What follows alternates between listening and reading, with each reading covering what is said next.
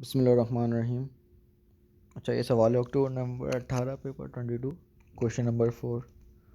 Part A में तो longitudinal wave की डेफिनेशन लिखनी है आपने। अब ज़रा पार्ट बी पर आ जाओ, इम्पॉर्टेंट है। Stationary sound wave in air has amplitude A. In an experiment a detector is use to determine A square the variation of A square with distance X along the wave is shown in figure A. अच्छा भाई, ये arbitrary constant है, amplitude का square दिया हुआ है basically आपको। अब वो बोल रहा है state the phase difference between the vibration of an air particle at X 25 centimetre and the vibration of an air particle at X 50 centimetre. देखने से ये लग रहा है भाई, एक वेव मेरे पास एक पॉइंट ये है और दूसरा पॉइंट ये है, तो बेसिकली 360 डिग्री का फेस डिफरेंस आ जाएगा इसमें आराम से।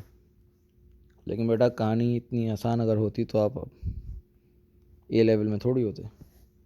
इसको ज़रा गौर से यहाँ पे देखो। एम्पलीट्यूड मैक्सिमम है एक पॉइंट पर, फिर मिनिमम हो रहा है, फिर मैक्सिमम जा रहा है, फिर मिनिमम हो रहा है। इसको अगर मिटा लें, फिर से कर दें, तो बेसिकली ये ऐसे स्टार्ट हो रहा है। मैक्सिमम मिनिमम मैक्सिमम मिनिमम, ये मैक्सिमम। आई होप ये बात समझ आ रही होगी।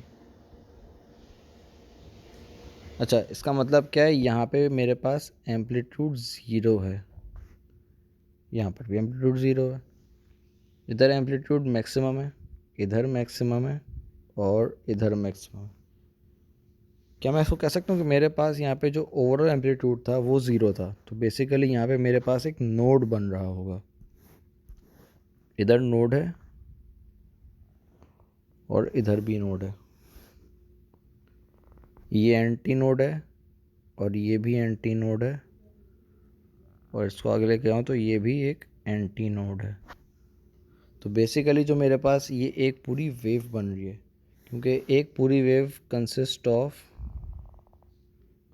अगर आप इस तरह देखो तो एक नोड होगा, एक और नोड होगा, एक और नोड होगा, 3 नोड्स होंगे और 2 एंटी नोड्स होंगे।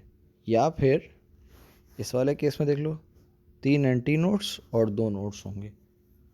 अब उसने एक पॉइंट यहाँ पे बताया आपको, दूसरा पॉइंट यहाँ पे बताया है, तो बेसिकली एक पॉइंट यहाँ बता रहा है, दूसरा पॉइंट यहाँ बता रहा है। जब भी आप एक इस तरह की वेव से बाहर निकल जाते हो, तो आपका फेज डिफरेंस वो कहलाता है 180 डिग्री का। तो इसका आंसर भी यहाँ पे 180 डिग्री है। अच्छा भाई, अगले पार्ट पर आ जाओ। Part 2 with the speed of the sound in the air is 330 metre पर second, determine the frequency of the sound wave. Part 2 में देख लो बेटा, बेसिक क्वेश्चन हो गया, v is equals to F lambda. अच्छा, ये डिपेंड कर रहा है कि आपका ये वाला कॉन्सेप्ट क्लियर है नहीं है, तो आप ये वाला सवाल पर आ सकते हो। तो वेलोसिटी उसने बता दी है 330 है, एफ नहीं पता, लेमडा कितना होगा बेटा। अब जिसने ये सोचा हुआ है कि भाई यहाँ से लेके यहाँ तक तो 25 सेंटीमीटर आ रहा है और ये एक पूरी वेव है, तो वो गलत हो गया। इसके लिए यहाँ पे ये पता होना ज़रूरी है कि this is not 25, this actually this is 25 but this is not full wave. ये बेसिकली इधर से इधर तक की हाफ वेव आती है, तो बेसिकली ये हाफ लेमडा है ये। तो complete lambda would be consist of 50 centimetre.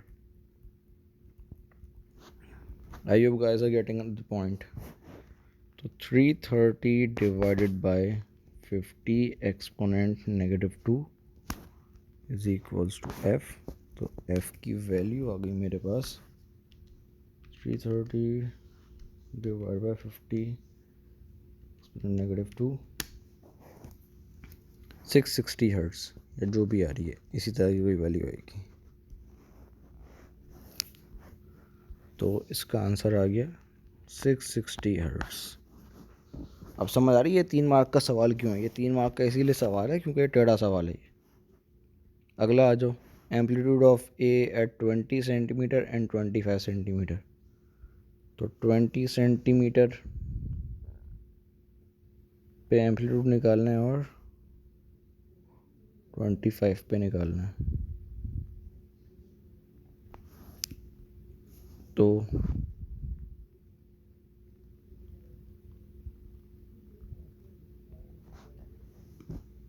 ये एम्पलीट्यूड नहीं है, ये बेसिकली वैल्यू जो है एम्पलीट्यूड के स्क्वायर की है। तो आप रूट ले लो, 20 पर 2.6 है तो root of 2.6 over root of 4, ये डायरेक्ट हो जाएगा root of 2.6 over root of 4। ये वैल्यू बन रही है 0.81, तो ये इसका 0.81 कर दो या 8 कर दो, ये सवाल ख़त्म।